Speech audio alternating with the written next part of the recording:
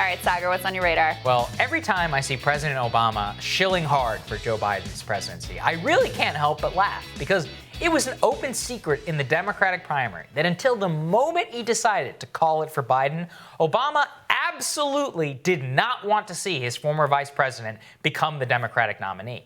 And even while he was president, he and his team made it clear as day they didn't exactly like him, and they especially did not want him to be the carrier of the Obama legacy. Now, a Politico piece in detail demonstrates that Obama, despite garnering millions of working-class votes in 2008 and 2012, fundamentally held working-class voters in contempt. And worse, he held in high esteem the very people who made his election possible in 2008 and who he purported to run against at the time. Nearly from the start of his presidency, as detailed in this piece, Obama turned his head up at Joe Biden, who had at least some semblance of working-class understanding at the time, and instead turned to Hillary Clinton, the Pod Bros, people in his administration who ended up going to go work for Beto O'Rourke's presidential campaign.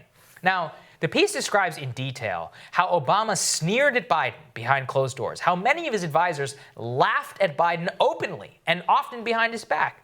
Biden and his team were aware of this, and despite it, Biden was deeply loyal as vice president to Obama, frequently disagreed with Obama's penchant for giving lofty speeches, but refusing to actually try and get anything done in Washington by glad-handing or even, playing politics. But all that loyalty didn't really add up to much. Obama absolutely refused to turn over the reins to him in 2015. He had a better relationship with Hillary Clinton, and he all but edged Joe Biden out of that race in 2016 when he was thinking about running. A race I now think most people would agree would have at the very least been more competitive on the merits if he'd entered it. Now, come 2020, he was embarrassed frequently by Biden's gaffes, but more so, he was embarrassed at the idea that Biden would carry on his legacy.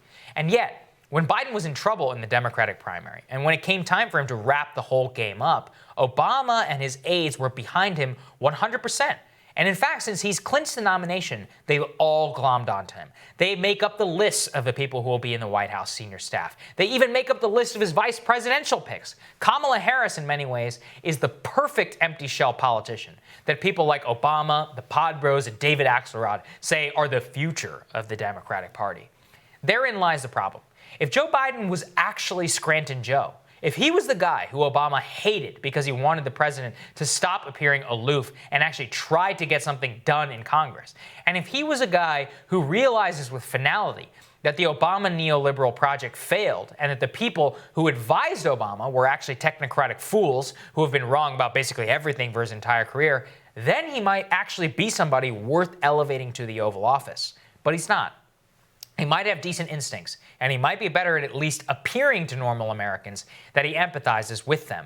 But the truth is that his administration is all Obama without any of the so-called charm of the Obama presidency.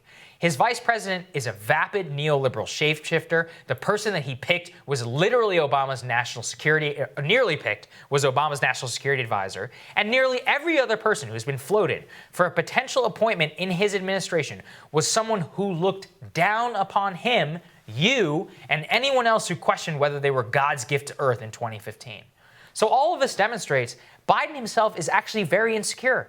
He backed off when Obama told him Hillary Clinton was his chosen successor for 2016, despite having deep reservations about her as a candidate.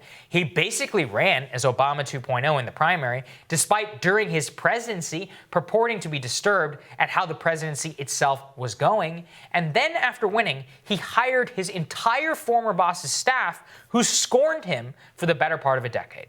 So none of this inspires confidence in a leader who's going to come in and chart his own path. At this point, he's committed. And even if the day comes when we all have to call him Mr. President, the real person back in the Oval Office is really Barack Obama himself. So to bring this full circle, that dynamic underscores something that I found to be very true and actually pretty demoralizing. Obama's election in 2008 was a stunning rebuke of the Clinton family's takeover of the Democratic Party that began in 1992.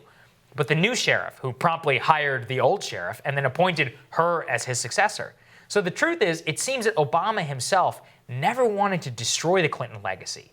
Instead, he wanted to become the new patriarch of the network. He wanted the Clintons subservient to him, and he wanted to remain the Democratic kingmaker for the remainder of his life.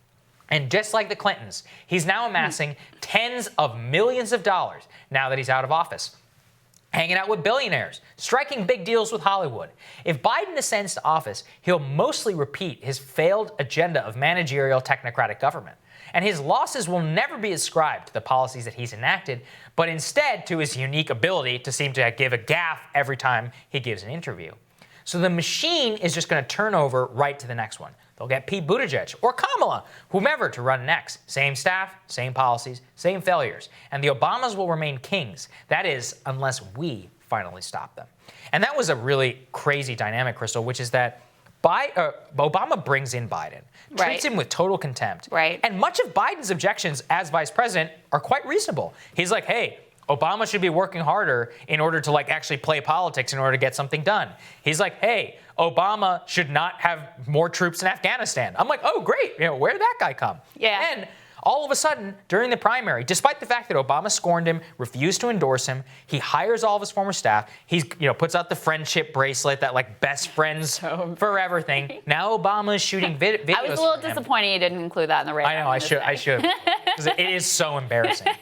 And he's basically turning, he's a 78-year-old man, right? Let's be honest. What is the presidency going to be whenever you're that old? Obama's basically running the show. It is the Obama legacy through and through. And Biden is just, I guess, either not smart enough or too weak in order to actually try and put his own brand abroad in the presidency. In a weird way, I actually think that if Biden listened more to those original instincts, the Scranton instincts of the 1970s, and some of the other things, not the neoliberal agenda that he enacted while he was in the Senate, that he might actually be a better president. But it just seems like all of that is gone.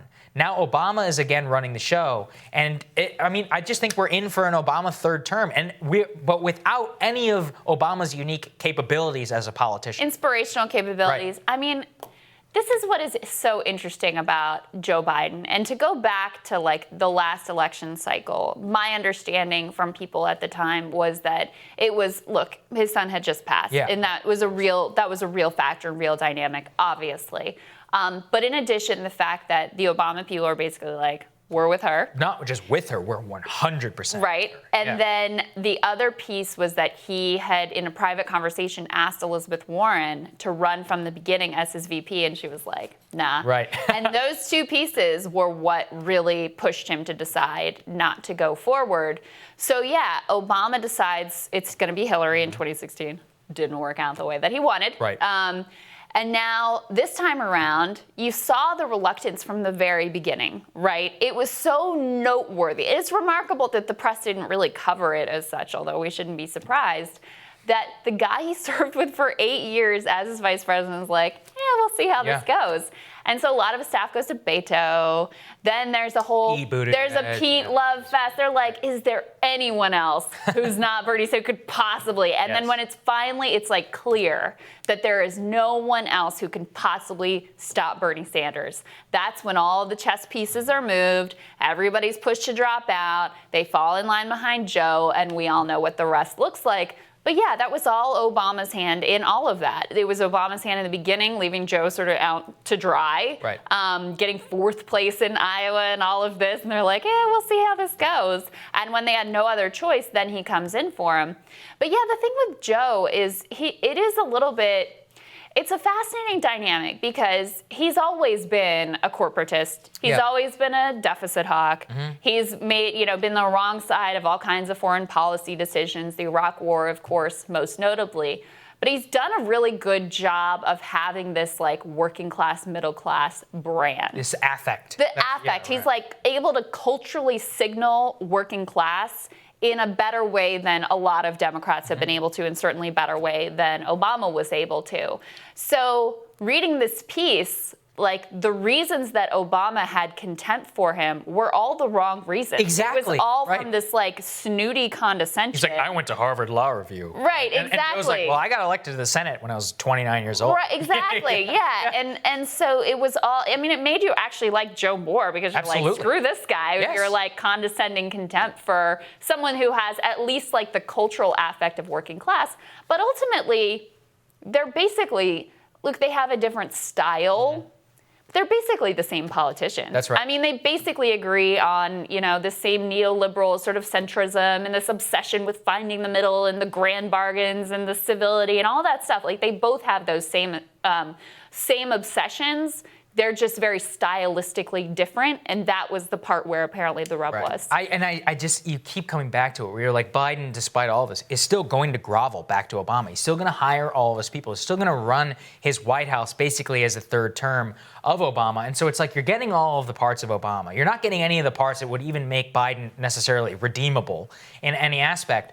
And again, you just see Obama's kind of like as this chieftain Clintonite figure who's running the entire Democratic Party. It very much has his hands, within the Democratic convention and so much more. Him and Michelle kind of, appearing as these overlords within the process. Yeah. It's just not really a dynamic that a lot of people have wrapped their head around, but which is profoundly significant from what actual policy is going to happen. And if Biden fails, they've set it up so they can be like, no, Biden failed because of his gaffes, not because of any of the policy that he's enacting. Yeah, so they can continue to push their agenda They'll forward. just blame Russia. Yeah, They've got that one ready to go. Yeah, no, the post office. All right, next up, Professor Adolph Reed Jr. was canceled from speaking at a Democratic Socialists of America Zoom call meeting. Journalist Zed Jelani's going to weigh in on that story when Rising returns.